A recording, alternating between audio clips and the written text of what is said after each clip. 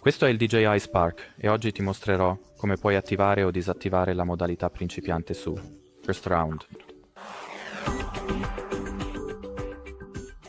Quindi, per attivare o disattivare la modalità novizio, dovrai prima entrare nella visualizzazione della fotocamera dell'app DJI GO4.